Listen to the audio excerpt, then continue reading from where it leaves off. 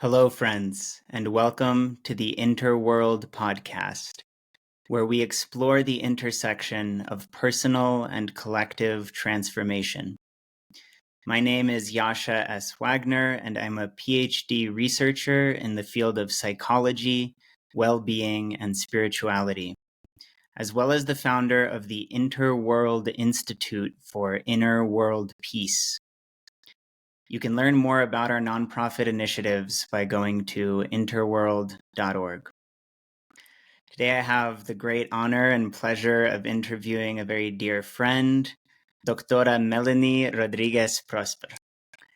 Dr. Melanie Rodríguez is a clinical psychologist and has a doctoral degree in clinical psychology and is also a hypnotherapist, as well as a Reiki practitioner and sound healer, among other things, including working with indigenous healing traditions.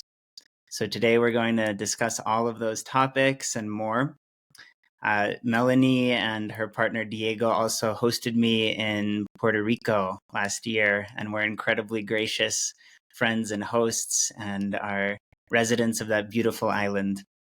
And just a quick note about language. So in this particular episode, we might occasionally switch back and forth to Spanish a little bit. And when we do, I will translate in the moment. So it's still an English episode. In the future, we will have multilingual options for our episodes, but this time we'll just translate in the moment on occasion if it's needed. So without further ado, here's our conversation with Melanie.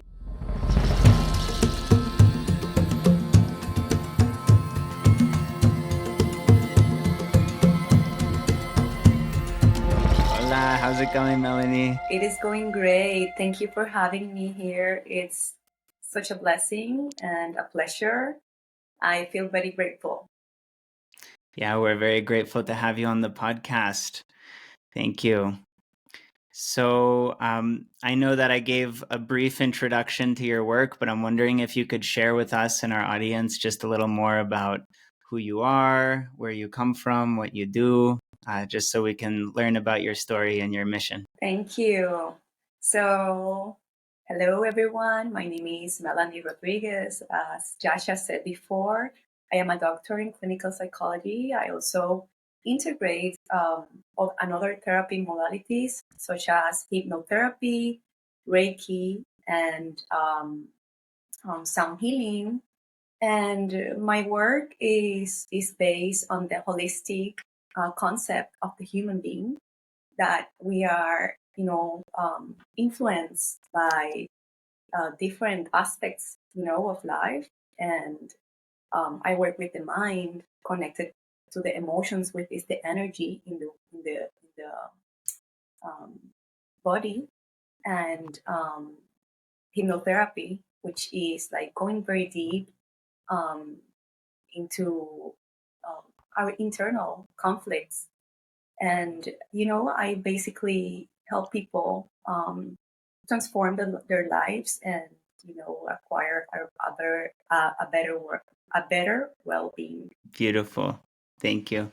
Can you share with us a little bit more just about your own personal journey, kind of your story of how you came into this path and this work, and maybe a little bit about your background, and so that we can meet you a little more? Yes, of course. As Jasha said, I am Puerto Rican, born and raised here.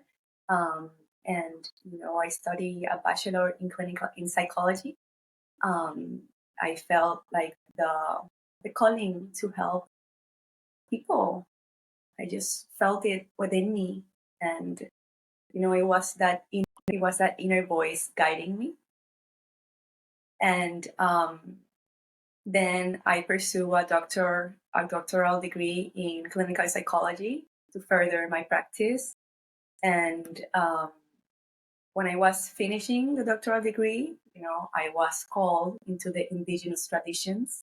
So I felt like there was a purpose, for me as a healer, because before I graduated, I was, called to this path.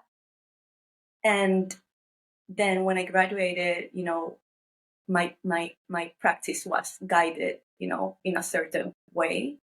And then after I graduated, I felt, the calling to go deep and heal deeper.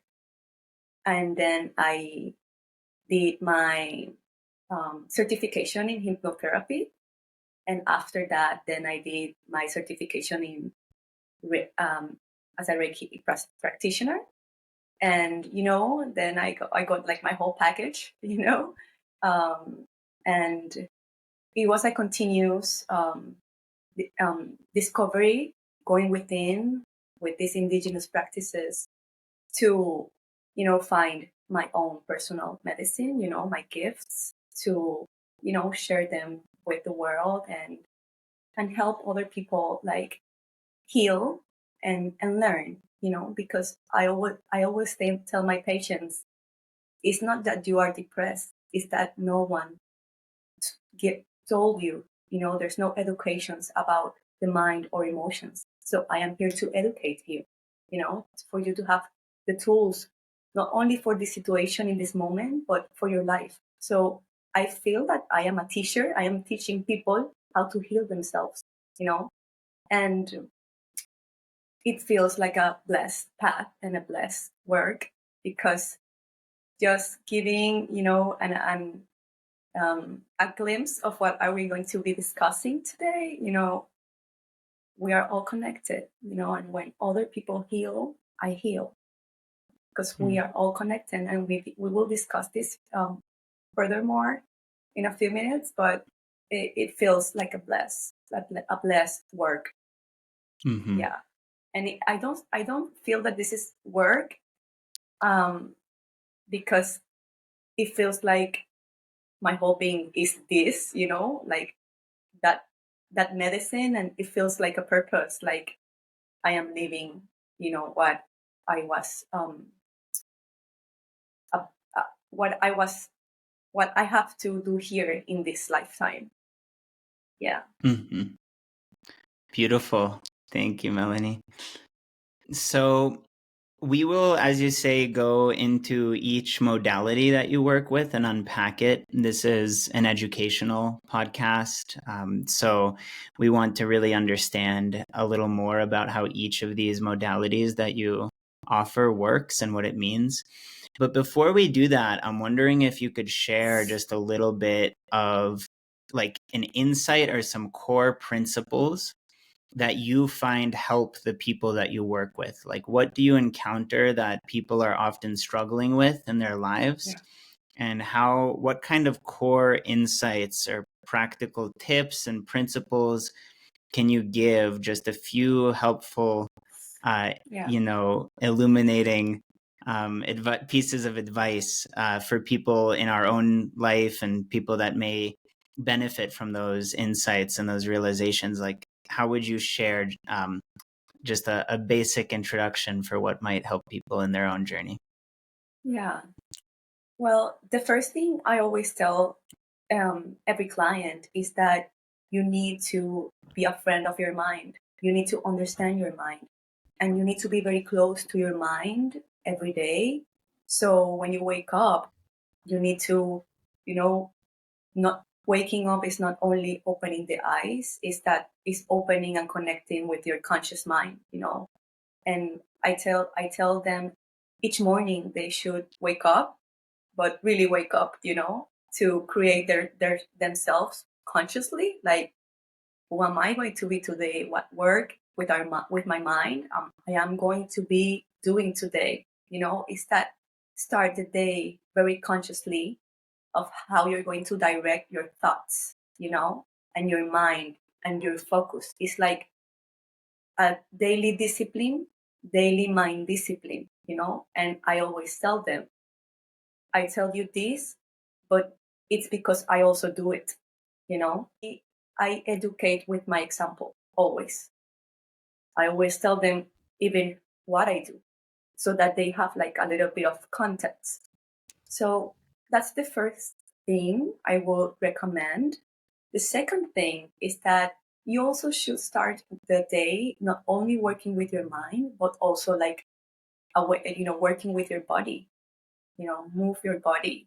Find that practice that will fill you with the right energy for the day. And if it could be, doing some exercise, but it could also be doing yoga. And if it could be both, as I do, you can also do both, because what we do with our body influences our mind. And what we do with our mind influences our body. So, it's like giving your first medicine of the day, right? So these are tools for your well-being, for you to feel well, for you to heal yourself daily.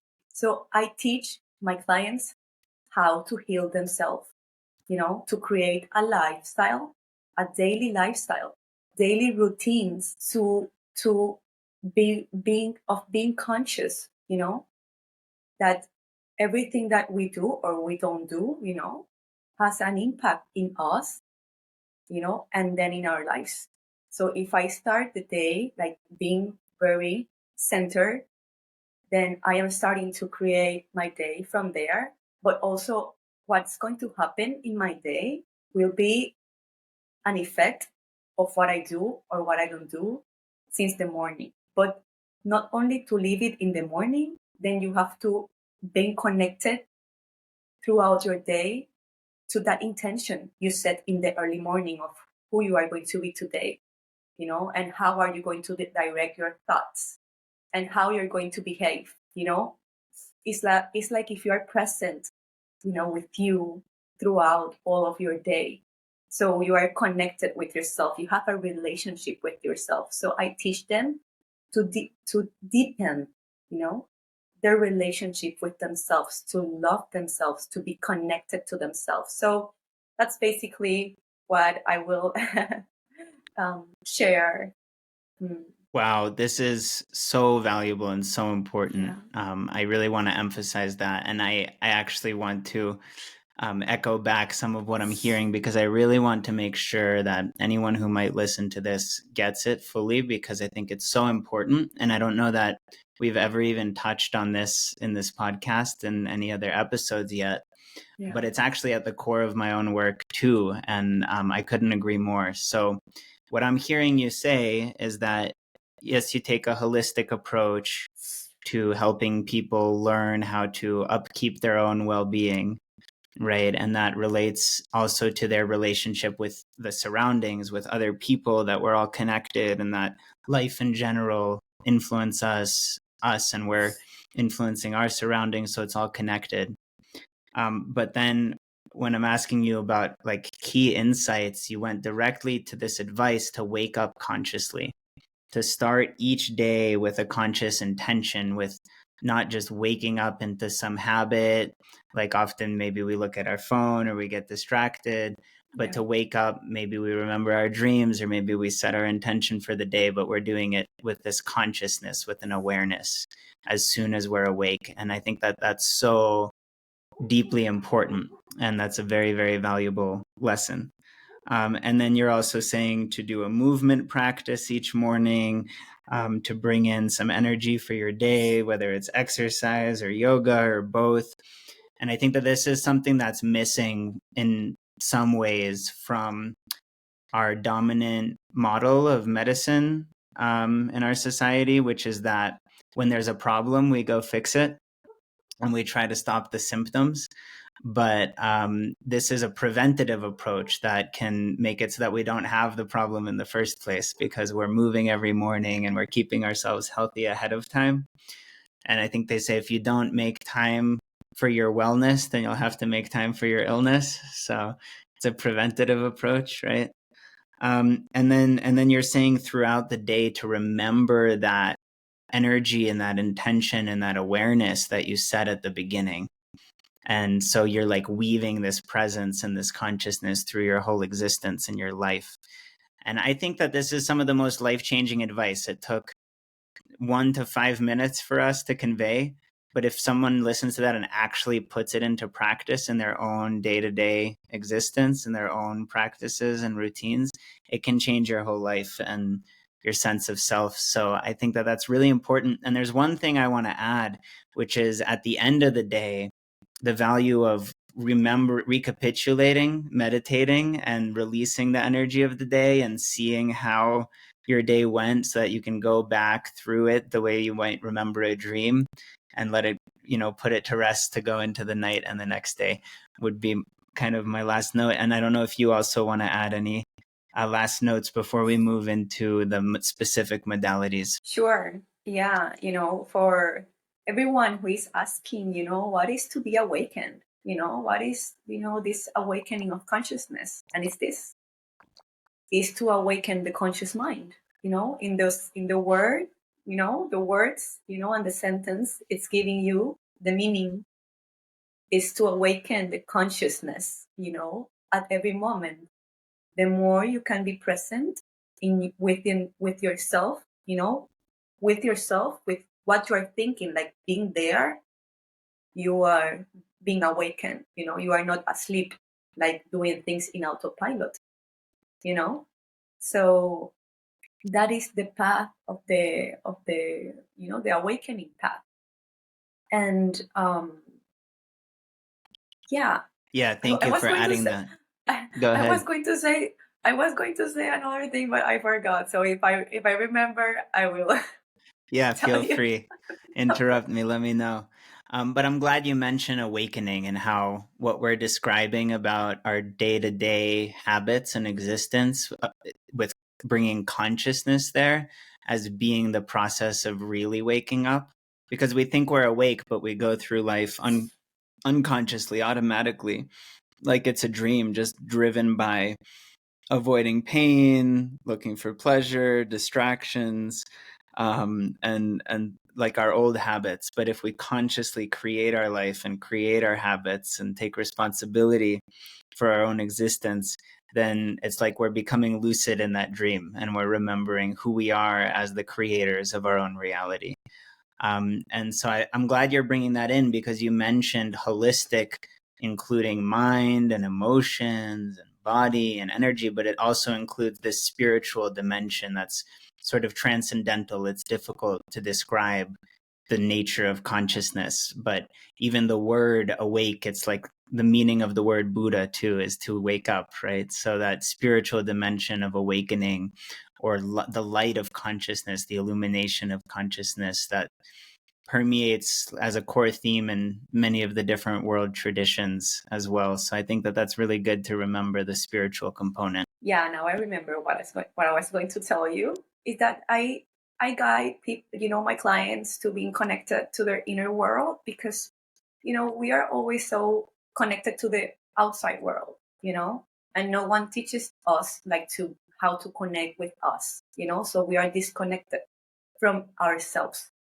And yes, what you were saying is that what I teach also is like to work like every day with your mind, your emotions, which is while you're doing it, while you're working with your mind and with your body, and your spirituality, through meditation also. And I think you're also working with your spirituality when you are working with the energy you are bringing to your awareness, because you are, conscious of what you are creating in this day. And what we have to be conscious is to creating, ourselves in a way that we are living a high vibrational, inner work, with high vibrational thoughts, and our energy, which is like our field, it's also part of our spirituality. We are all spiritual beings, we are all spirits in these bodies. So working with yourself, with your whole self, is working with your spirit. Yeah, thank you. I think we'll get more into what you're talking about, energy and all of that, with some of these modalities. and we can keep kind of weaving. There may be some other ideas that come back, but I just want to start to look into actually clinical psychology in particular, because you are Yeah. a doctor of psychology, and you were just talking about how you work with your patients. And so I'm curious, for example, if you could illustrate for us, like if you're working with a new patient, what are some of the questions you ask, and how does psychology inform your work with them? Yeah, so we usually must start like asking, gathering information about the whole history of the client. And, I go way back, to their childhood. And then I start getting, all the information of that, traumatic events, how was their household, situations that happened, their relationship with their parents, and that's very important. And then I go like on a timeline through their lives. It gives me perspective to know them, and then it gives me like a map of them. I tell them this is my X-rays. I listen. And I am getting X-rays of you, like who you are. I'm seeing you, from within, and then I start to connecting dots throughout life, like this happened in childhood, and then how I explain to them where is the resemblance, like how is it connected, to their present situation that they came here. So what I do is that, what they come here to work, I tell them we will put light to this shadow, I will tell you what is exactly happening to you, so I give them clarity, understanding of themselves. And then, so, I give them my clinical impression, what is all, all this situation about. And I start working in the beginning, mostly with their parents, because that's the seed, that's the cause that has the effect on every situation that happened after, in their lives. And I even explain to them like the sequence of events and how it has been like an influence. And I trace emotions, throughout experiences, relationships, situations. And I that's, for me, that's like a key point, like tracing an emotion throughout life. Like I become like an investigator, to solve a case and then bring solutions. And then what I do is, I as I investigate and I have the clinical impression, depending on what we have to work, I give them the treatment. I recommend the treatment recommendation. If we're going to start with hypnotherapy and why, if we're going to start with Reiki and why, and yeah, and I put the bullets. We're going to do this work, and we're going to start with this and this and this. In order of importance and in order of events also. Wow, beautiful.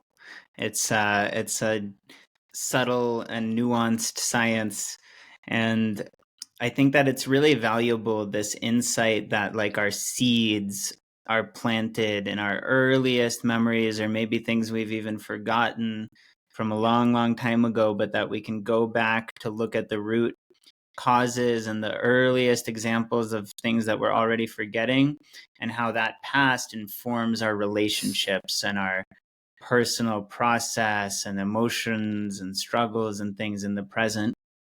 And how you're like this investigator that's looking to find the pattern that's repeating, and how these like satellite from the past then shows up later and in different places and different ways over time. And then you're bringing awareness to that pattern that's maybe ingrained itself in a person's psyche, to where it's automatically integrated unconsciously, just part of informing, when we don't even realize that we're acting out a script. based on those patterns from before, or those roots that are there. So it's so amazing to bring awareness to that script that we're acting out so that we can begin to make these more conscious choices, bring light to the shadows, as you're saying. Were you about to add something? No, I was reaffirming you. Beautiful. And then I also wanted to ask, in this investigation that you're doing, and you've shared a little bit about this with me already, but is there like some conceptual framework or approach, or is it really intuitive? And what is your experience of that approach that you do take? Yeah, it's a combination of all my formation because, as a clinical psychologist, they train you to do this kind of gathering the patient history, you know, like when you are go to the doctor appointment and they, ask for your history in medical conditions, in English, I don't know how to say tu historial. Yes, your medical history. Mm-hmm. Your medical history. So I do that, but then I combine it with my hypnotherapy training also. That because I do regressions, it's important for me to have that deep information. So it's not only intuitive, but I think a healer and a psychologist is develops an intuition, like it's just a clinical eye. We call it the clinical eye.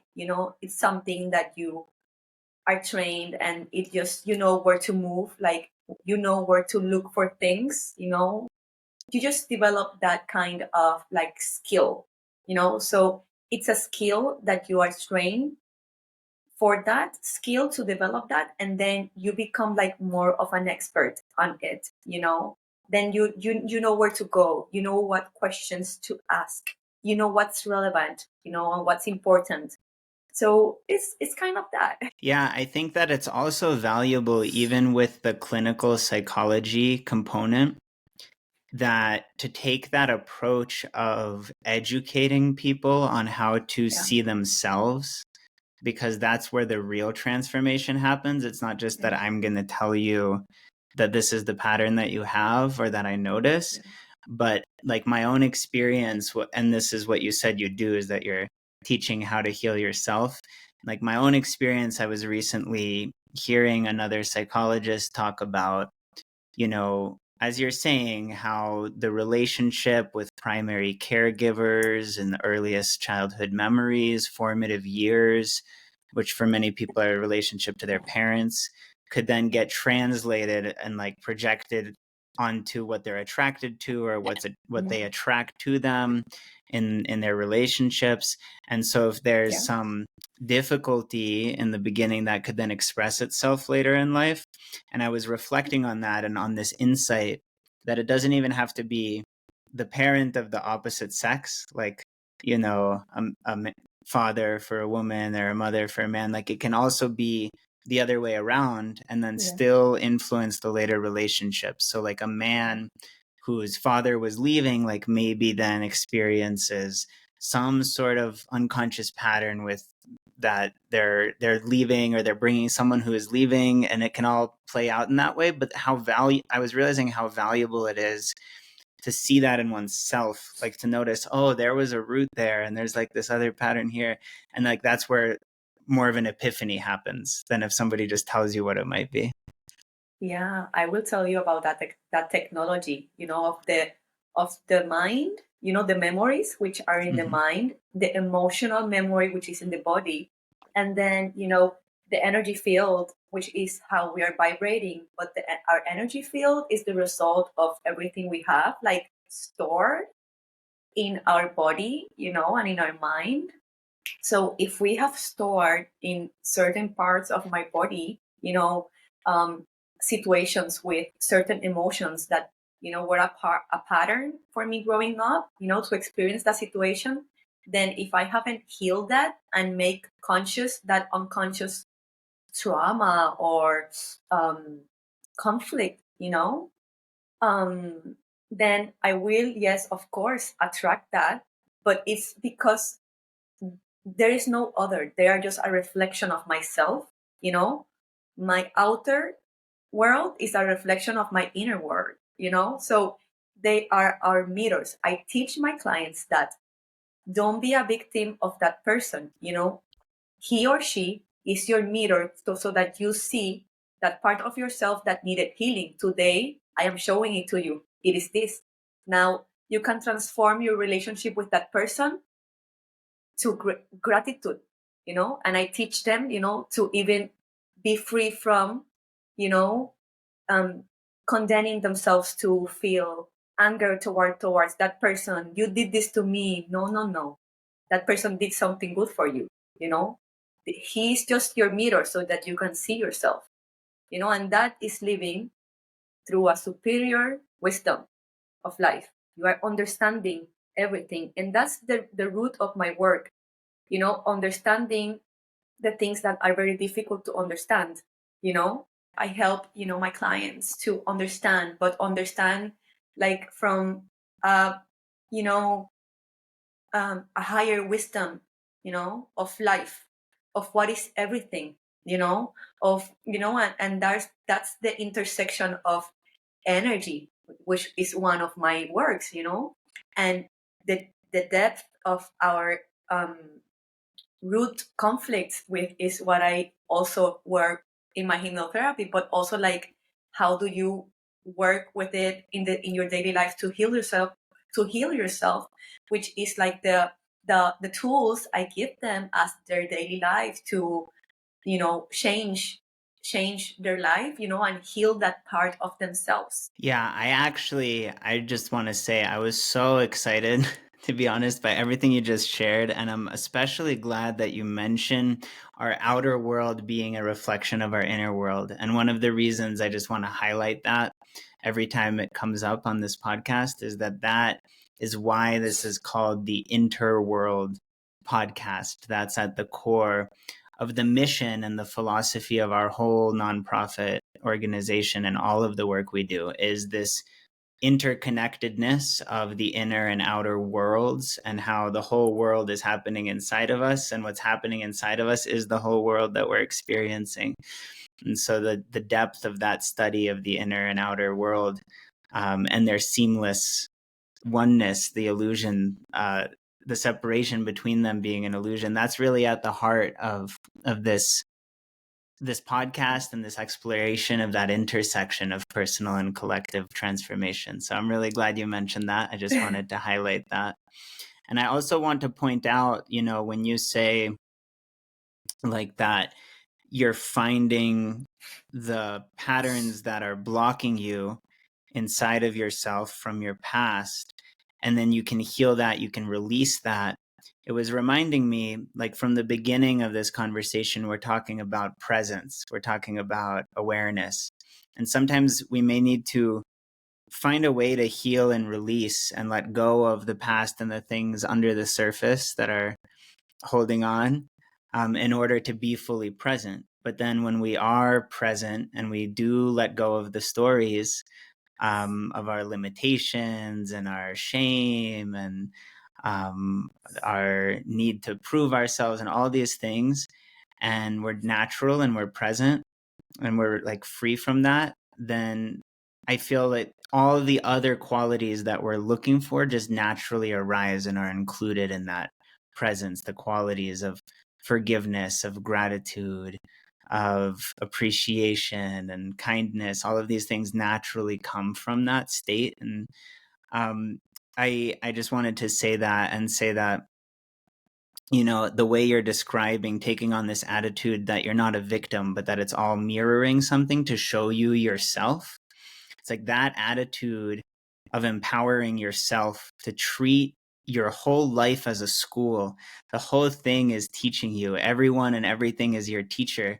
Then that's like that superior wisdom that you're describing, where now I'm encountering my existence as this sacred school that's constantly teaching me, and there's no mistakes. Everything is perfect exactly the way it is. I can just keep learning how to further improve and further work on things in myself and in my surroundings. But all of that is like this whole life school. So anyways, I don't know if I'm articulating it that well, but that's a very deep insight, and I'm really glad that you're mentioning that. Yeah, I will add to that, you see that I teach them parts of themselves. I show them parts of themselves that, are the cause of their present situations, and then I teach them also like how I teach them how to be their own teachers, because they cannot depend, of me. Then I teach them in their daily life, in the day to day, how to have discipline, of now how to connect, with that parts of themselves. If it's with their parents, their mother, their father, a past relationship, a situation, how, or even with themselves, how to change that inner dialogue, when you connect to your past, to maintain it. That's healing. You need to maintain it, heal. So you have to be very conscious and aware of how you're going to think of that, so that you change the narrative and you don't continue to bring suffering. But then as you free that part of yourself, because you are healing it daily, and or every time you think about that, then you are also like bringing another energy to that part of yourself, another emotional energy. And then while bringing that new energy, also like you vibrate different. That doesn't mean that you won't attract situations at the same, level, as emotional level as before. And what I'm saying level is because emotions have vibrational frequencies. It vibrates at different levels. you know there's a level for sadness. And what I'm talking about levels in is, frequencies, and and um that you can attract the same things, but now you are aware, that you're attracting it, and how to change your life by reacting different to what you're attracting, or saying no. Now you understand what you need because of your past experiences, because through hypnotherapy, they go very deep within to understand the medicine they need to heal that part of themselves. So now you can change your life, because now you know what you need. But you have clarity. You know what you need. You know what you have to go to. You see, but that you have that answer going deep within yourself. Meeting yourself at such deep levels. That you like understand everything. You understand everything in your life if you go very deep. You just connect super deep with yourself. Yeah. Yeah. Thank you for that clarification, because I think that it's important to understand that it's not that we're controlling the external circumstances. Like you said, we might end up in new challenges or even more challenges because we're ready to face that. So as we're growing, it's not that things are becoming easier it's that Yeah. we might find ourselves in higher level challenges or more of the same old patterns and situations and external circumstances might emerge, but it's all testing that growth, because it's showing us, well, how do you respond differently now instead of just reacting automatically the way you used to? And so it's one of those many sort of axes of paradox, I call them, where if we try to control the external situation and make everything as comfortable and perfect and easy and just control others and what's outside of us, then we're not actually even in control of ourselves and how we're reacting to it. But if we surrender that and we focus on our self regulation and our self control of our own reaction to things, then by responding consciously, we actually do start influencing what's outside of us more and more. Yeah. So it's like this paradox that if we look outside, then we end up being the victim of the story. But if we look in first, then we become the writer of the story.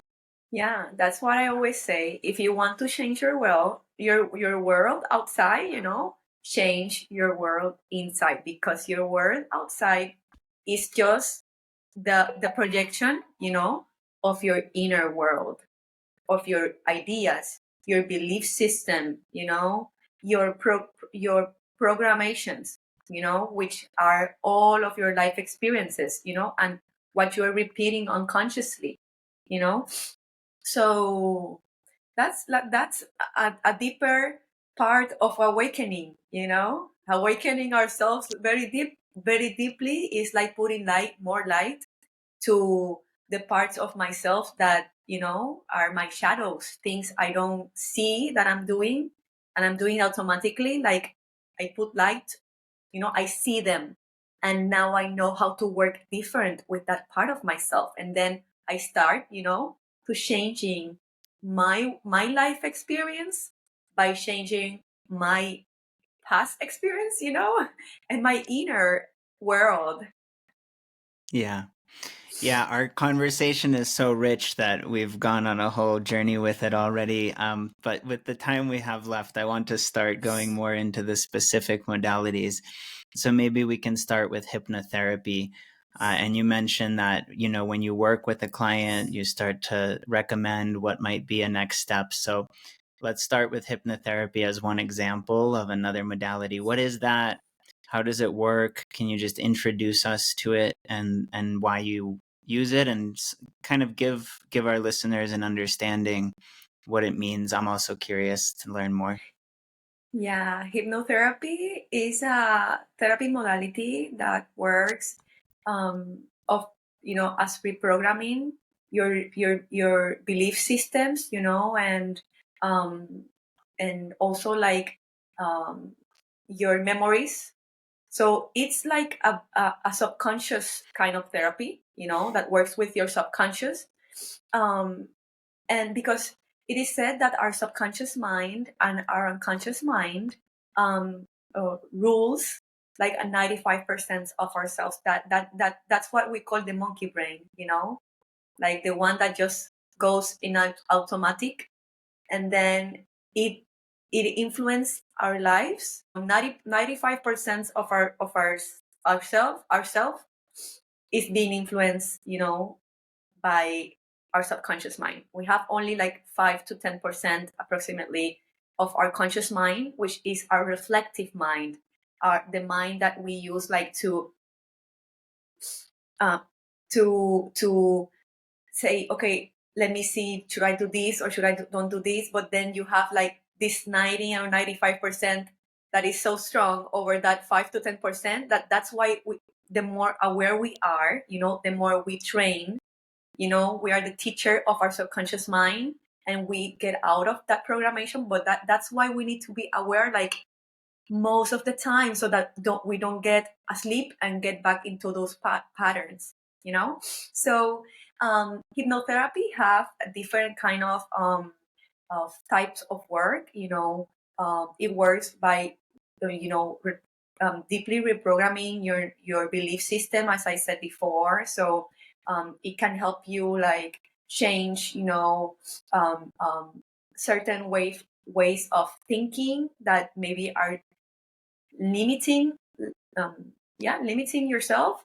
Also, it can work as a way of, you know, you um, doing work with parts of yourself that are in conflict. Like, I want to do this, but then I think that, and then we work on like helping that parts of yourself, which is the ego, that split the mind into parts. You know, this is good, this is bad. I should do this, I should do that, and then we help. You know, I help you make peace. You know, like, and decide, you know, a way of thinking. You know, but also there's regressions, which is um, going back to the past. Like I was saying before, that's what I am specialized in, regressions.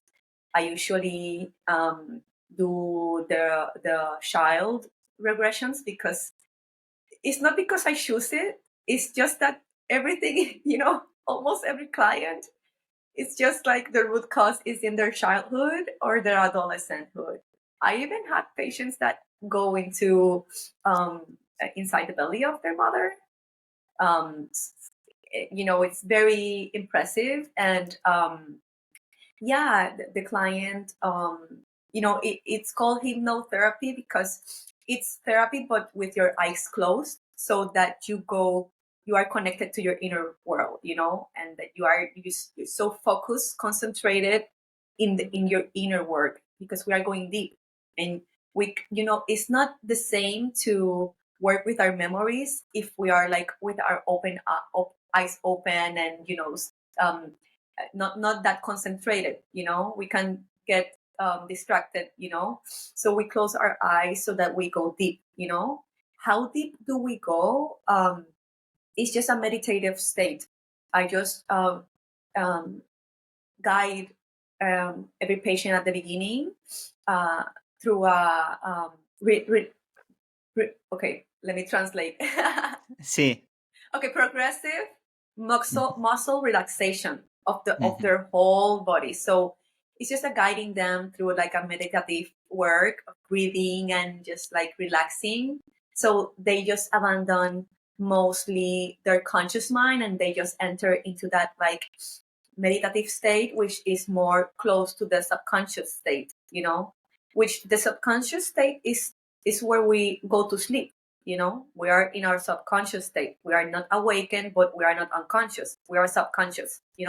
So that's the dream state, where all of our memories, everything is stored there. So we start from there, and then I guide them into some visualization work and imagination work to start getting the projector of the mind on. So if you see, it's like a dream. We are getting into a dream state first, going, relaxing and getting like, to sleep, but not sleeping because they are awake all of the time. And then we start to open like the projector, and then after a few Sessions? no, after a few like therapy dynamics of visualization and relaxation, then we go back to what we're going to be working in the session. Wow.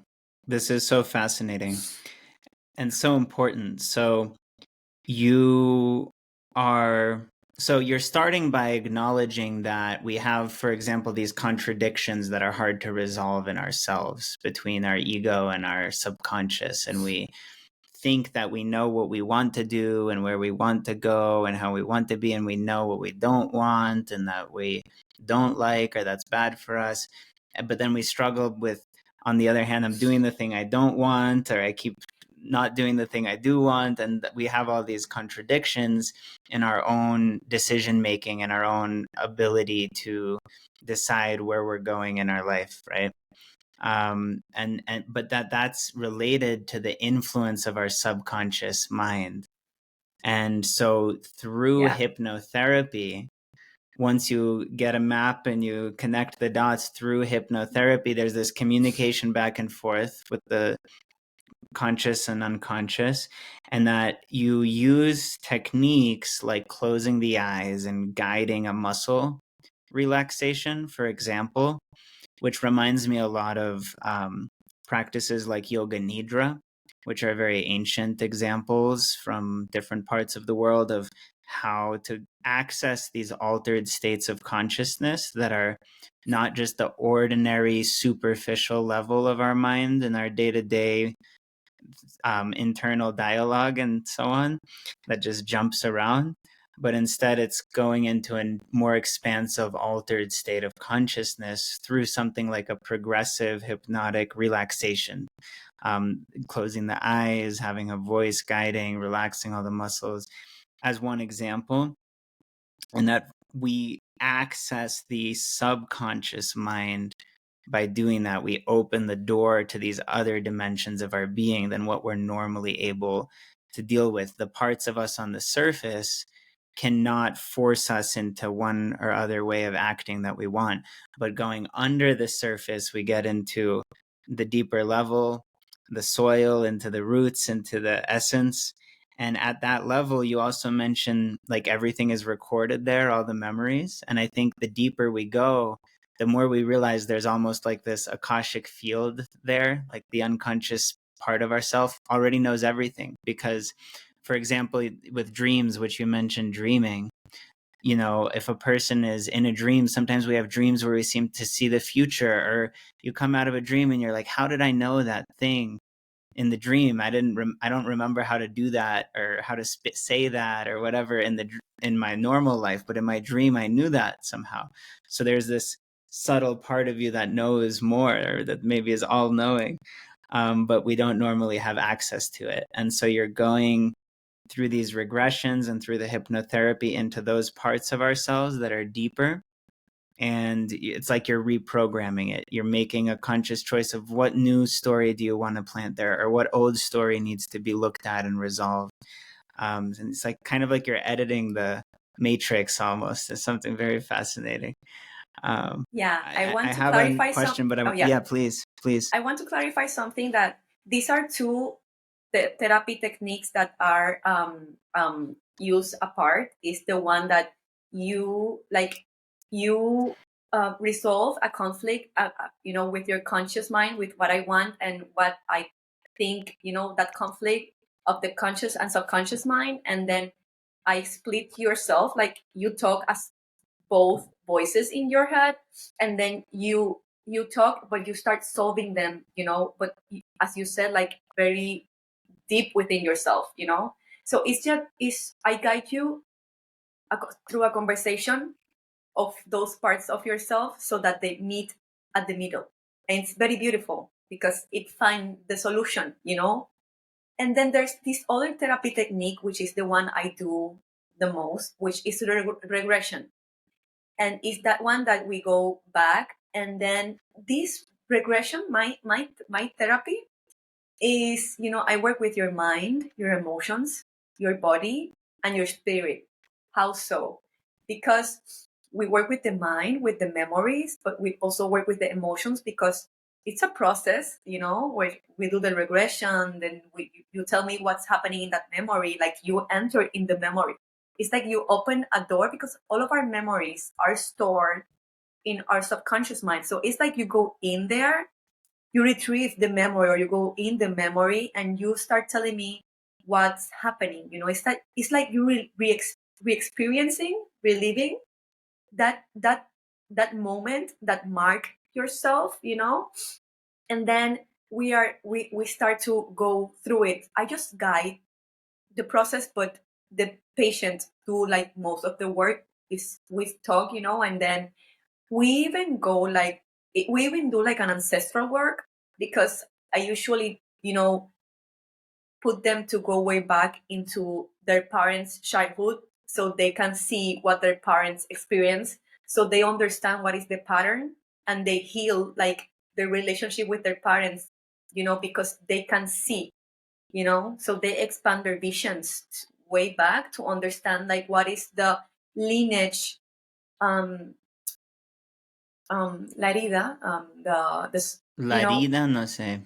yeah, what they need to heal as a lineage, what is been passing, the traumatic, the karma, the trauma, The imprint, yeah, passing through epigenetic. generation and generation, with also the behavior, and while they understand it changed something in themselves, because they understand what they came here to do, as a, how they are healing their lineage. With this work you're doing right now, this is bigger than you think. This is for you and for all of those ancestors. So it's a very also ancestral work, because what we're living today is not what's been happening, to us. It's what's been happening to all of the people before us, and we it gets to us, the pain, the hurt, and the emotions, the situations, the patterns, and I put them to heal with their parents and with their grandparents, and then for them to understand how 2 generations up, or past, it's being a pattern, and they heal as a lineage. It's very beautiful. It gives them like, wow, like it expand the work, not only just for me, but wow, I'm here to heal not only myself, but all of them, and to change, um the energy, forward, in my lineage. And then I also do a dynamic, which is an emotional body release, which is like when you see where those emotions are in your body, you know, what color it has, and what kind of present how do they look, you know, the shape, color and shape, so that they understand that that emotion is manifesting in your body this way. So the emotion and the memory and your lineage and ancestral situation, like you understand, and that then you have so much clarity on what you have to do, like mental, emotional, physical, spiritual, ancestral. So by the end, they are just like, wow, like, you know, and I tell them, yeah, this is for you to get clarity to your lives, to understand, you know, to have all the medicine you need for you to heal not only yourself, but also your lineage, but also the world. Because we are interconnected, you know. If I heal the world. And we are going to enter a little bit deep in that kind of topic later. But, you know, I want to also like give a glimpse of how, you know, it also relates to what we will be speaking later on. Yeah, I'm actually again just so glad you're mentioning all these topics, and I'm understanding that the regression is a particular technique that's a different technique than, for example, the conversation of the voices of the different minds, and that you guide that regression into the past, and that we can actually enter into those memories.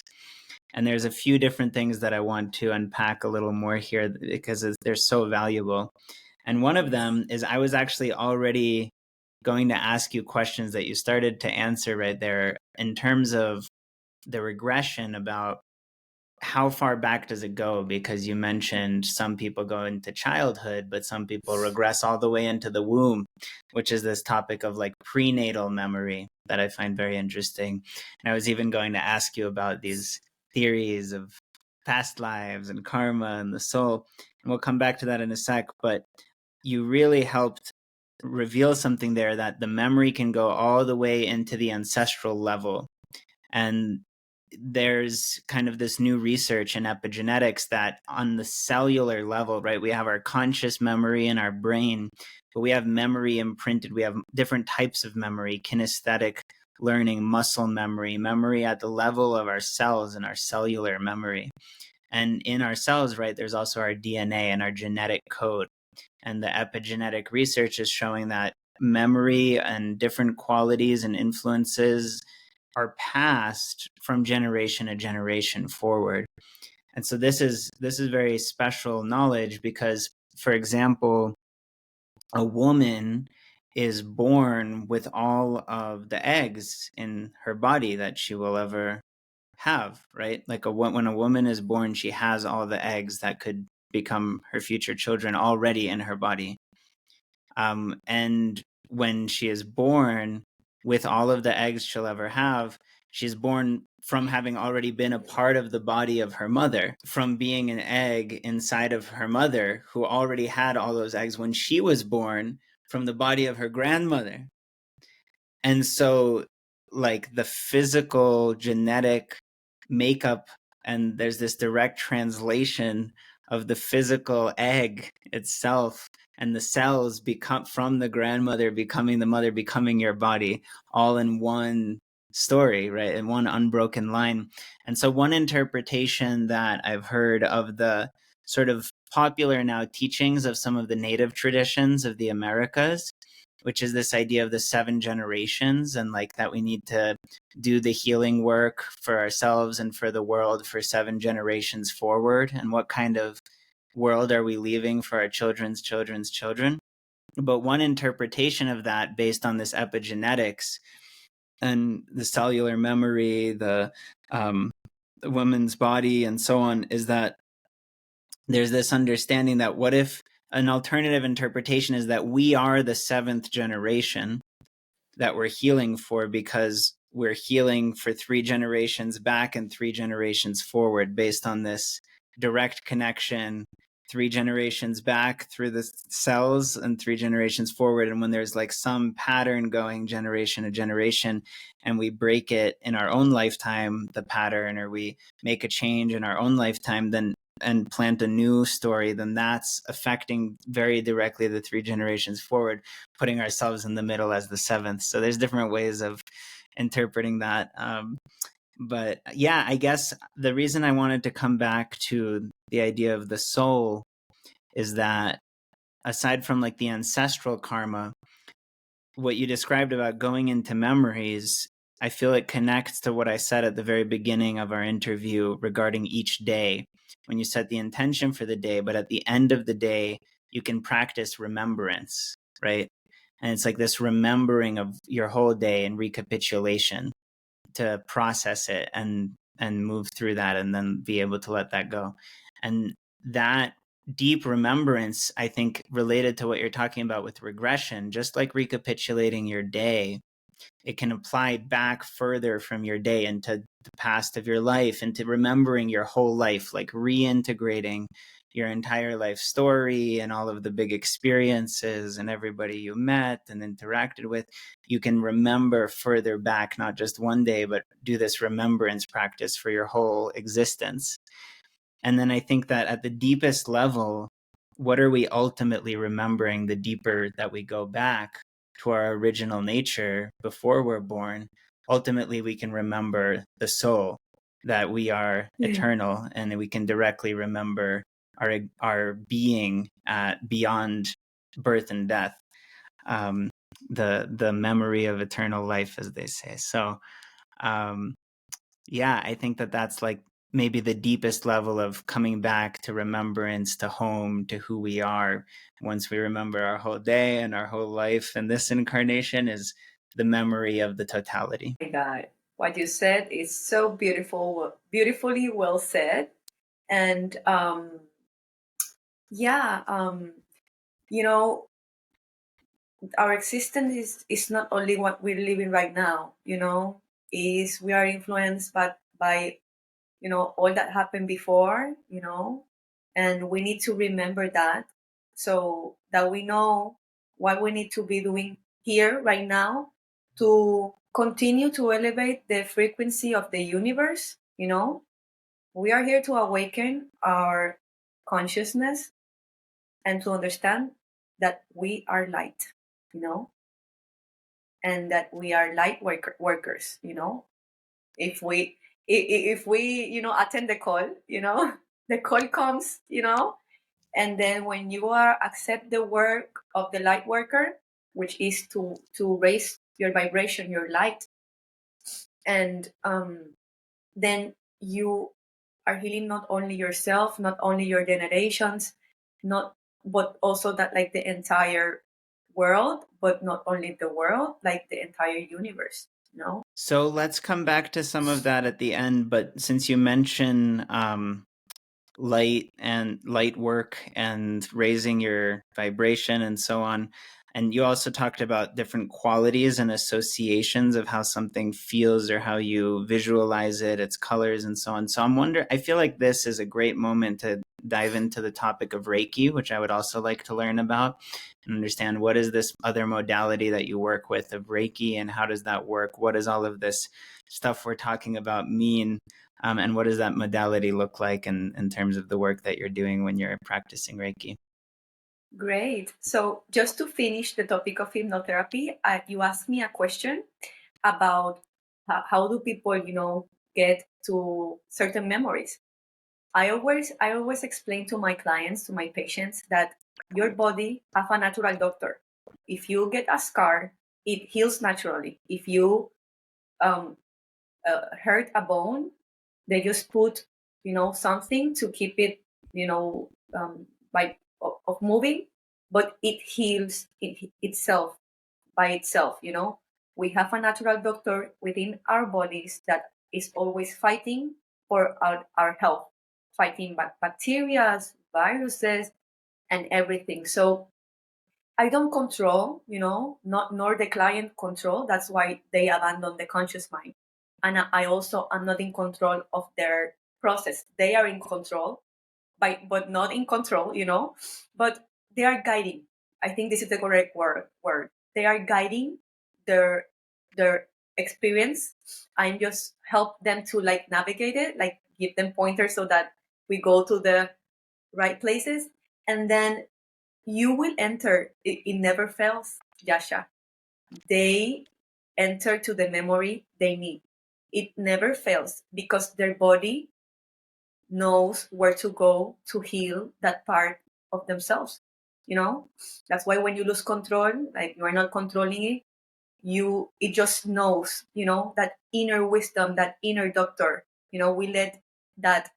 And then that's why I tell you, like, all my work is mostly I am guiding you or teaching you how to heal yourself. But the client heal themselves. I let their internal knowledge, and I trust in their internal knowledge, their internal doctors. That is innate in us. We see it in our, because this is tangible, this is visible, but in the not visible parts, it's the same. It works the same way. So it never fails. So I really, I always trust. Also I always guide the process the right way, so that it has like the context of letting it happening, the right way. So with that, I finished the topic of hypnotherapy, and then I am moving to the topic of Reiki. As you were saying of colors and forms, yeah, we have an arcoiris, uh, Rainbow. rainbow within ourselves. We are full of colors, and we have these energetic centers, which are called chakras, right? And the chakras are the energetic centers, in our bodies, in the from our column, all of our column and vertebral column, and our brain, because our brain and our vertebral column have our nervous system, the center of our nervous system. So every nervous termination, it goes, to the center, and from the brain to the center, and then from the extremities. So if there's the root chakra, for example, which is in our, in the root of our vertebral column, it has nervous terminations to, the lower parts of our body, our foot, our feet, and our genitals, and etc. And each energetic center, have that connection to our body. So that's how the brain, the emotions, and the parts of our body are interconnected, through our nervous system, which is our energetic center. Yeah, because the neurons, connect. We have the first when we have a thought, we have the first neuron in our brain, and then each thought we have, if I want to move my hand, that thought, that first neuron, I give the efferent, how do you say it? ¿Cómo se dice? See, command, like a command, to move the hand. Then the first neuron goes to the second neuron in the yeah, and then goes to the second neuron in the vertebral, and then from the vertebral to the third neuron to move the arm, hand, the arm. But then also when we are just worried, that neuron also goes to sends a signal. Mm-hmm. Yeah, a signal to our vertebral, or our energetic centers, and that it gets stored there. If it's like like chest, I feel my chest, like a little bit like this, clenching. Mm-hmm. Yeah, tension or clenching, and then there's in this area in the chest chakra, that energy is being like interrupting the natural state of that energy center, is impacting, right? And then that's how I vibrate. So my Reiki work is to first, connect with, all your energetic centers, and they give me information about what's in store there. Like literally, I hear the language of the energy by touching, not touching, by putting my hands, near your energy centers, and then I start to receive like a map of what situation is there in your body. It could even be situations that you have not healed from your childhood. I see them. If you haven't finished to heal them, completed to heal them and solve that, I will see it with the emotions that is there and the situation. And then by the end, when I do like all the energy restoration, and and putting all your energy centers into balance, people even tell me at the end, I felt like all the energy moving and releasing. Like I felt all the energy work, and now I feel super different. I felt like it was like a little bit of fast energy surgery. And then by the end, even when they are with their eyes closed, I start to guiding them, connect with this part of your body and feel and see the situation and the emotion. And now we release it and we transform it. So I am like a mediator between your body and yourself, so that you get awareness of what you are doing to your body and to yourself, but then also how do you fix it, and raise the vibration, transform that emotion to raise the vibration on yourself, and how do you heal yourself. So I just tell you what you need to heal your body. So it's like connect with yourself, like go in to understand. And many people told me, but I didn't tell you this. And I'm like, if you don't tell me, your body will tell me. And they are like, wow, this is amazing, because yeah, I needed to understand this, but like feeling it, understanding and knowing in what part of my body is that energy, and how it is affecting me, they get that more serious with what they need to do with themselves. Mm-hmm. Mm-hmm. Yeah, yeah, that makes sense. Um, it's worth noting for me, one of the modalities that I work with is Qigong. And I think that it's very interesting just to point out that the word Qigong literally means energy work. So there's this similarity of moving energy, moving the subtle energy through the different layers of the body, including the subtle bodies, right? So uh, that's what I think that we're talking about. Even with the previous topics of the subconscious mind and the dreams, it's like there's a dream body, there's a light body, there's an Yeah. energy body. These are different subtle bodies of our being, beyond what we're normally aware of. Yeah.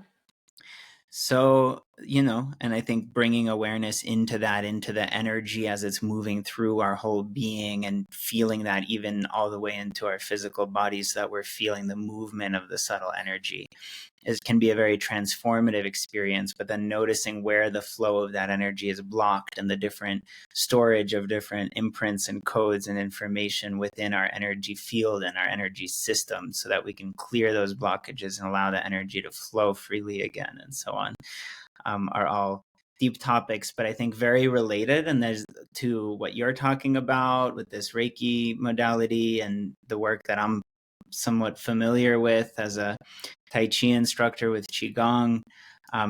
There's this quality of energy work at the heart of that study, of how to move the energy and this through the subtle body, and so that it's all the different bodies can connect and harmonize, and the whole sort of frequency, right, can be harmonious.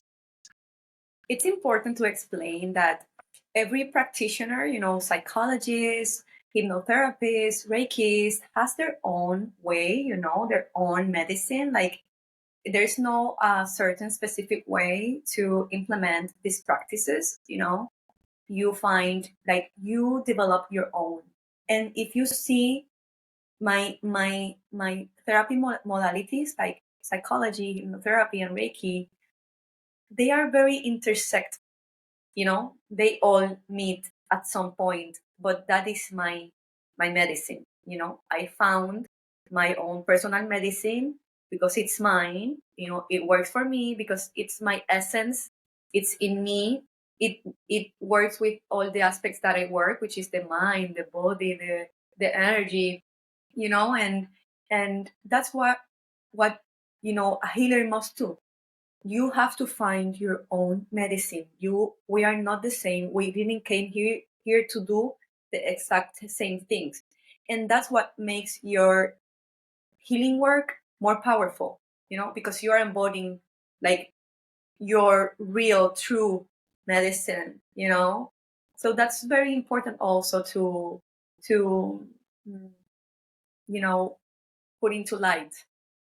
Yeah, I couldn't agree more. This is actually a theme that I've been meditating on a lot right now, and it's such a fascinating exploration of how do we make a practice our own and allow it to grow through us in its own unique way that's like our fingerprint. Nobody else has the same fingerprint. So the way that the different influences inform what is the true natural adaptation for our own work individually is a very special study, and it's even related. Like there's this text I referenced in another episode by Dr. de la Ferriere, who's an author and teacher and master, that um, says that, I believe it says that uh, ultimately, eventually, there is this recognition. This is paraphrasing, but there's this recognition that there's only one religion really in the whole world, but there's also as many religions as there are people. And I think that realization makes sense to me, that the only real, ultimately universal tradition, the only tradition that's truly universal, ultimately has to be completely individual to each person's unique path. And at the same time, it's also like the study of how do we allow the specific traditions and modalities that we study to maintain their own individuality and their unique qualities, and to honor that legacy, and at the same time access the essence that's at the heart of all of them, or that's shared. So it's quite a reflection there, how to trust your own medicine, which may be a good, if you're ready, transition also into the topic of sound healing. I'm curious if you want to share anything about the medicine of sound and the work that you do with the sound healing in particular. Yes. Well, sound healing, I do it with my partner, Diego. As you mentioned in the beginning, we do sound healing sessions, and sound bath, and it's important like to do the clarification about what sound healing and what is sound bath. Sound healing is when you work with these instruments that are built in high frequency tones and hertz to bring transformation to energy in your body. And as we are saying, like the energy in our body is influenced by, or is the emotions in our body. So, sound healing is when you use this instrument, the sound healing instruments, to work in, as you feel in the certain parts of the body of the person that needs to transform that energy or those emotions. At the end of the sessions, people always say, I release these emotions. I released, you were sounding this instrument, and I felt anxiety getting totally out of my chest. Like I can breathe different. You see? These instruments have the ability to transform energy, from low frequency to high frequency. Which are energy of low frequency? Emotions as fear, sadness, shame, um, uh, anger, and apathy, and all that kind of anxiety, all that kind of emotions that moves us out of our well-being, you know. So it transforms those energies into high vibrational frequencies, into frequencies of gratitude, love, peace. Many people say, I feel such a peace. You see, it's like, wow, what those instruments can do, transforming the energy. And by transforming the energy, which in the, in the physical form, when that physical symptom they were feeling, it also transformed their mental state. You see, because everything is connected. So um, uh, we do also, that's when you do like sound healing, is you do a healing like of sound to a specific person and part of the person's body, but or energy field. But then there's also sound bath. And then sound bath is when you have a group of people and then you start um, singing, the instruments, and it's for the energy, the collective energy. But the collective energy, that what you're doing to the collective energy is also like influencing like each of the persons in the space.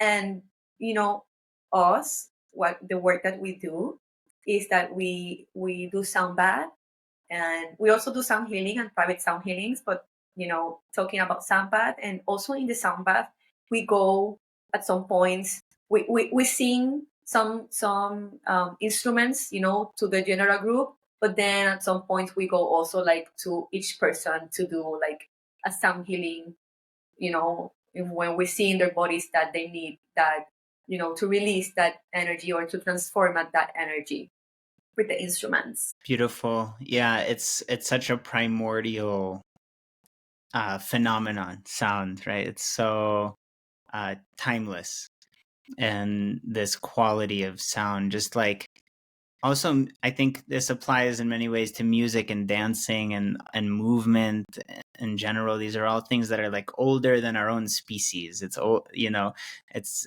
innate to us as children, and it's older than humanity itself.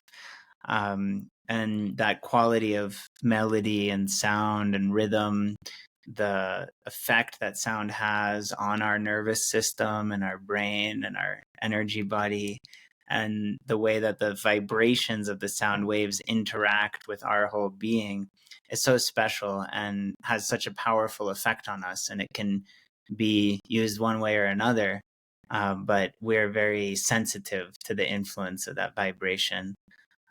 So, I think even just like the sounds of nature can be incredibly healing bath to bask in the sounds of nature, to notice the power of the sounds of like whale songs and things like this, right? It's something very, very primordial to that. Ultimately, on a universal level, like even this idea of the Om being the first origin of everything, the primordial sound of the cosmos reverberating.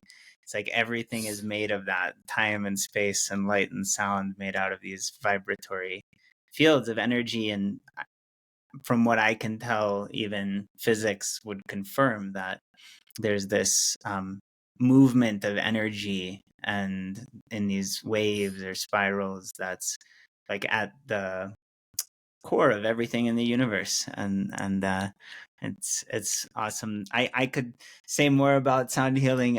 I want to give a shout out to my friend Adrian Di Matteo, whose book I helped edit and publish, called The Elements of Sound. I'm sure it gets into some more information than we can touch on here. But as one of our last topics for today, I wanted to ask you about your work with indigenous healing traditions and how your connection with the indigenous traditions has influenced your work, benefited your own path, and anything you want to share with us about the sort of lineages and practices of the native traditions. Yeah, thank you for asking that. Yeah, as I said before, it started to give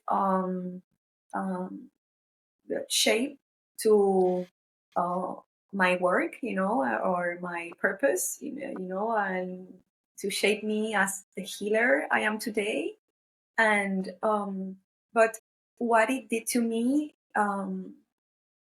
these indigenous practices, it helped me go very deep within myself, as we were saying before, to, give shape to that medicine I carry, you see, and to truly help it like unfold in the way it should be.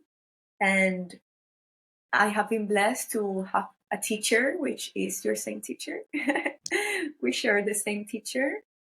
And, our teacher has also helped us like to shape, you know, um, our practices and our ways. And it just gave me, the gift of maximizing my potential. And the result is, what I am living right now, what I'm sharing to you, as as how my practice look like. And it also like helped me to come back to my essence, which it has been like a part, a whole, like remember who I am as a healer, and also like embody it not only as the practice but also like me. you know I even changed my appearance, but it's not the word change. I come back to the essence. I was blonde, and then I was like, no, I need to just embrace who I am. I always had like my hair like, how do you say, like, um Straight or straight.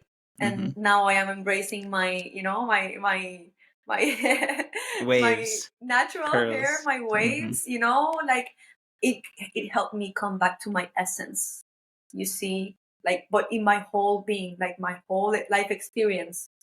And yeah, and it's been guiding my work for sure, because it has let me understand life in such like, expansive ways, expansions of consciousness, if you can say it like that, because it's like that.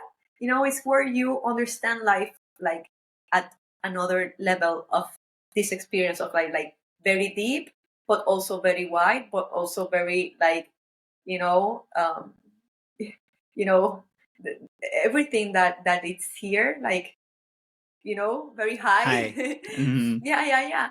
And it helps me like have all these additional tools to integrate with my professional trainings, for my professional formations, but also like this wisdom, you see, from the earth and from the ancestors and from the indigenous people,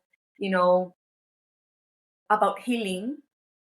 And yeah, it have nurtured me like, yeah, it just changed the course of my life completely in so many ways. Beautiful. Yeah.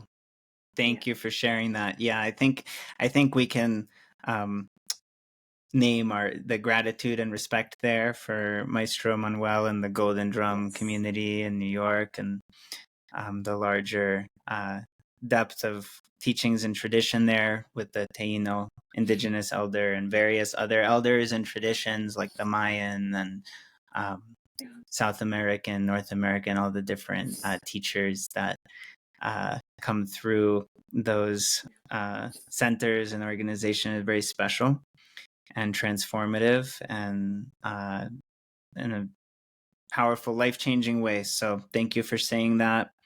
And yeah, I feel that I just have, if there's anything you want to add to close us out, this kind of last area you kept mentioning that maybe we'll come back even more to the connection of the inner and outer.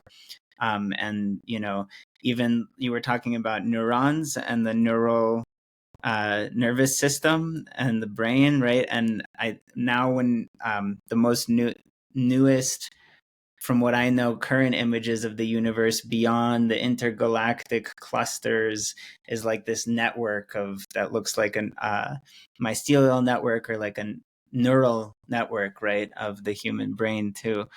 So there's this mirroring from the universal mind to our inner world. And I'm curious if you did want to add anything else about before we close this interview, which has been such a pleasure. If there's anything you want to add on these topics of the mission that's interconnected from our inner healing to our surroundings and to the totality. Yes, of course. As you were saying, like our external universe is a reflection or a mirror of our internal universe. So we are connected to this energetic web that surrounds us. That is the energetic field that is connected also to space, to the sun and the moon, but also to the planets in the solar system, but also to the galaxies and to all the stars. Everything is connected. We don't see it because it's called like the black here, like the black matter physics says, like it's the you don't see this here, but this is all like energy. That's why when you touch someone, sometimes you get like, like A little shock. how do you say? Yeah, like shock or a door or metal, like, and it's because everything is vibrating, everything is energy. We are energy, and then we are connected to the everything, to everything. Everything is interconnected. There is no separation, So we are here to understand that in this existence, to awaken and understand that, to do the mission we are doing here in this existence, which is to raise our vibration, to raise the vibration of the universe. You see, is to do the work of the light worker, to raise our vibration, our frequencies. But how do I raise my vibration of my frequency to raise the vibration and the frequency of the entire universe? Is with your inner work. And you see, like, how you're vibrating is the result of every thought you're having throughout the day. So when you have healing thoughts, what are healing thoughts? Thoughts or sentences that involve peace, love, acceptance, gratitude, forgiveness, kindness, compassion, understanding. You see? And then you are vibrating very, high, and you're elevating the vibration of yourself, so the vibration of the universe. Also, by doing the deep work, of transforming my shadows into light, that's also another way we are, transforming and alchemizing our inner work, and raising our vibration, and also the vibration of everyone. That's why I say to my patients, if you heal, I heal. We are one.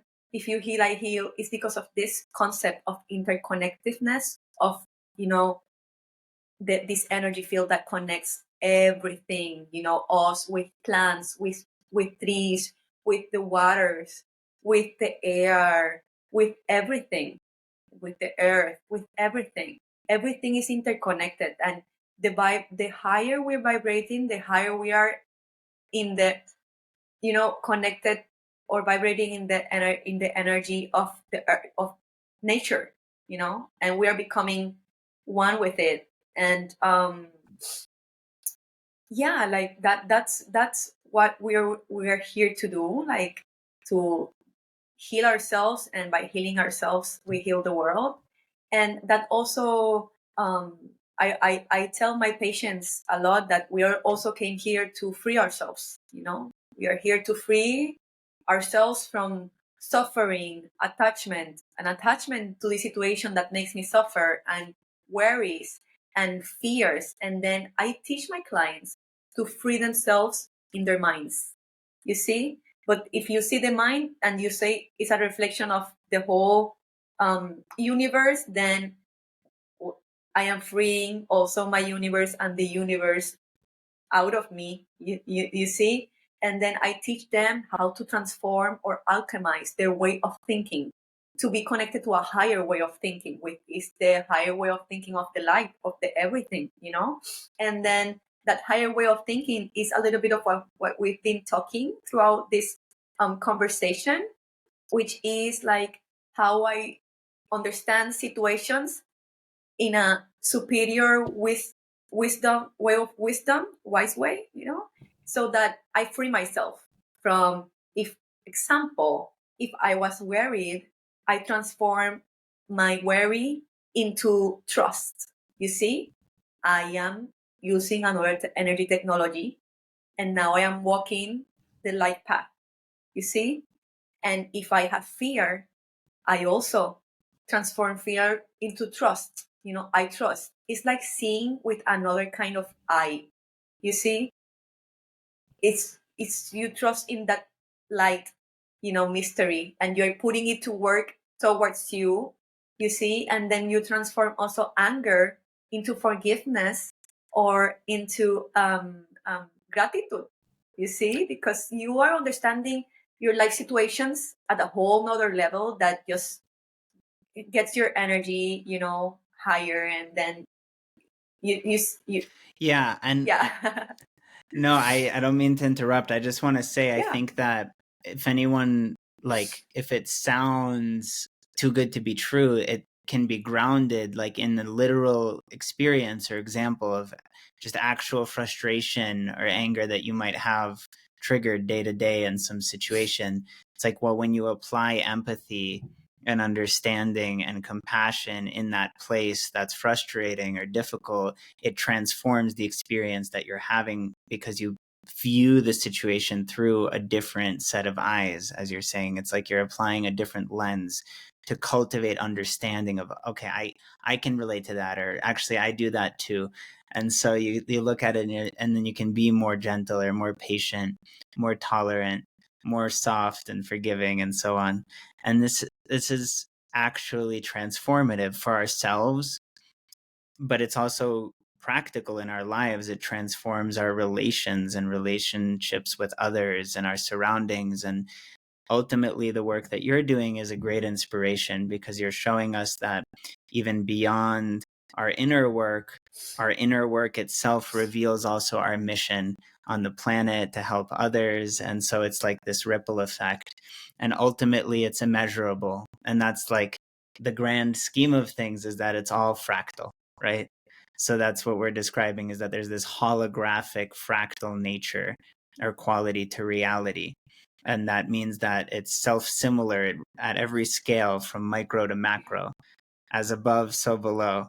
And when you look up into the sky, I have this book of called Heaven and Earth. It's an old collection of photos through the most powerful telescopes and microscopes. And it's incredible, because any little inch of night sky you look at, you zoom in and you look at it, more and more phenomenon are revealed in there, just countless stars and galaxies, and every tiny dot strewn like to infinity in one little area of the night sky. It's like has all these little sparkling stars, but each of those stars is an entire galaxy. It's like a black hole, and solar systems, things bigger than our sun, and it just goes, it's like infinite. And then you look at just your own toe on your foot, and the atoms inside of the toe are, it's infinite again, just vibrating with all of these particles. And so it's like as above, so below. It's a fractal, and every scale that you zoom in, the same infinity is there. And it's a great yeah, mystery. I can't claim to know what it means, but I think that this contemplation can seem so cosmic, but just to bring us full circle, like, well, what does it mean for our lives, practically speaking, day to day? Well, maybe it can be an inspiration to wake up every day a little more conscious, to practice remembering, to be aware and set your intention to do your practices in the morning, to come back to that throughout your day, to become more present, to remember that before you go to bed at night, and to transition and become more lucid through all the different dimensions of your being, so that it becomes more continuous. And we still go through our ups and downs, but we accept and we learn from that, and we keep growing. And that is the path, I guess, as best as we can tell. So I just want to say thank you so much. And if you have any final words, feel free. And I'm really glad that I got this privilege of speaking with you today. And I'm looking forward to continuing our friendship and our collaborations. Yes, of course. Thank you so much. Yeah, I have some final words I want to add to what you said before of like a change of perception in our minds, a different vision of the same situation. Just free yourself from getting imprisoned in feeling certain emotions or having certain thoughts that are affecting your well-being. And the motor to do this work is the love for yourself. When you love yourself so much, you want to heal yourself and you want to take care of yourself. And taking care of yourself is always like looking for what's best for you and, having, better emotions in your body and in your body and bringing healing for yourself. That's why I told you before, I educate them to how they heal themselves. So there is no other. There is me projected in the other person. If I don't have empathy, that only reflects the empathy I don't have in the projected situation or person. So I also teach them how to free themselves from getting stuck in those situations and transforming their life experience into a more free way of being detached from projecting themselves in others, and also for understanding what is this game of life. It's a game of projections. They project in me, I project in them. So I facilitate this wisdom, this life wisdom to them, so that they do their individual healing, you see, that has the effects in the intercollectiveness, you see, and it do the change in the collective, but by doing the change in the individual. I can't hear you. Sorry, No. I was just saying thank you. And that I think this is a good place to close. And if you, or to open the next evolution, if you want to share where people can connect more with your work online, what to look for in social media, and I don't know if you do any like distance work with people or just in person in Borinquen, but if you want to share. Yes, of course. Yeah, I do mostly virtual psychotherapy, and hypnotherapy and Reiki must be, presential. In person. In person. In person. But yeah, and my Instagram name is Dra. Melanie Rodríguez Prosper. Maybe Yasha will tag me on Instagram, and then you can find me there. And I will post a lot of wisdom posts to share a little bit of parts of this superior wisdom lifestyle. And so it is all in Spanish, but yeah, and you can always translate if you are an English speaking person. And also, Yasha, thank you so much, dear brother, for having me here. It has been a pleasure to collaborate with you and to co-create this space with you, this healing space. And I just wish that many people could benefit just from a little bit, or if not the whole conversation, and gives like hope that healing is possible. And also like it's a message to keep awakening, keep learning and understanding. And thank you for giving a voice to and a space to my work to be presented here. It was such a pleasure. Thank you so much. Gracias, Melanie. To be Gracias. continued. Hasta pronto.